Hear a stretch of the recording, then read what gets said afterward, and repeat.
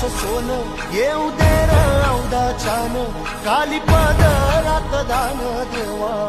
कृपा करी आवत ये